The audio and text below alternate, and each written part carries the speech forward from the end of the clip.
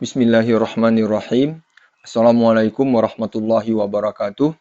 Pada prediksi soal nomor 1 dan 2, kita sudah membahas tentang alat ukur suhu atau temperatur yang disebut dengan termometer ya.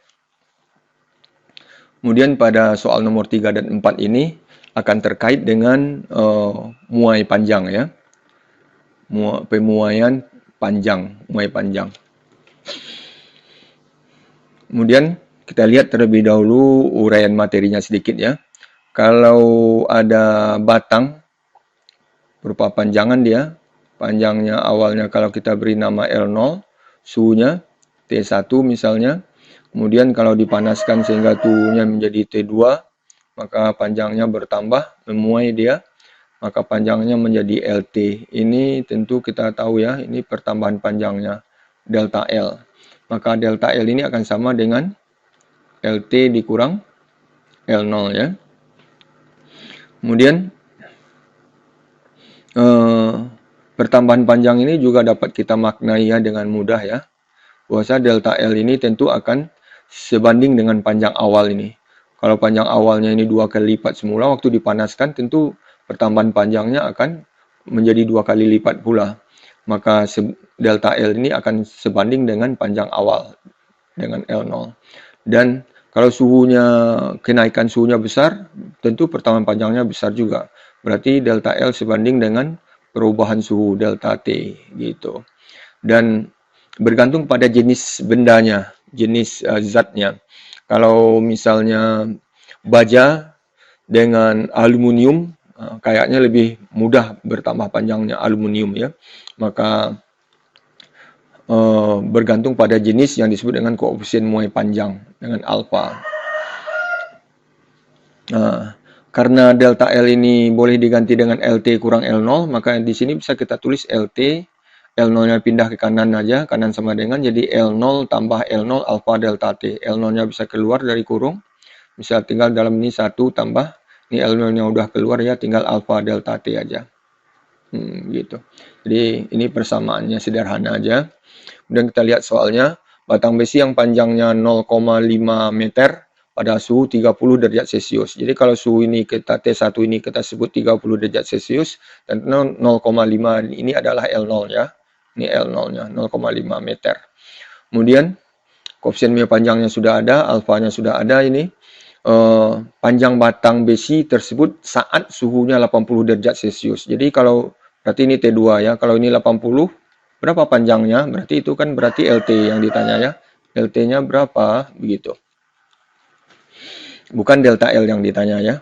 Tapi untuk lebih mudahnya memahami, tetap aja kita menggunakan persamaan delta L. Kita cari terlebih dahulu ya, supaya lebih mudah dipahami. Nanti bisa juga pakai LT sebetulnya, tapi kita gunakan pada kesempatan ini persamaan delta L sama dengan L0 kali alfa delta T aja. Maka delta L sama dengan L0 alfa delta T ya.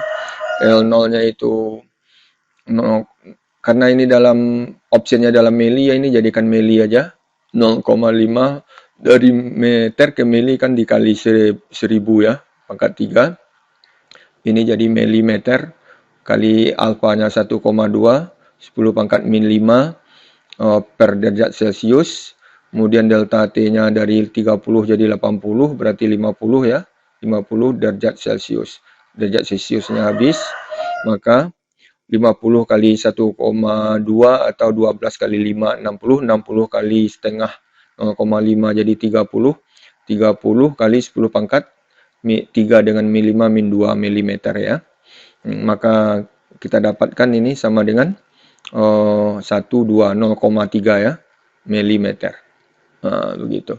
Maka LT-nya tentu, kalau cari LT tentu L0 tambah delta L aja ya.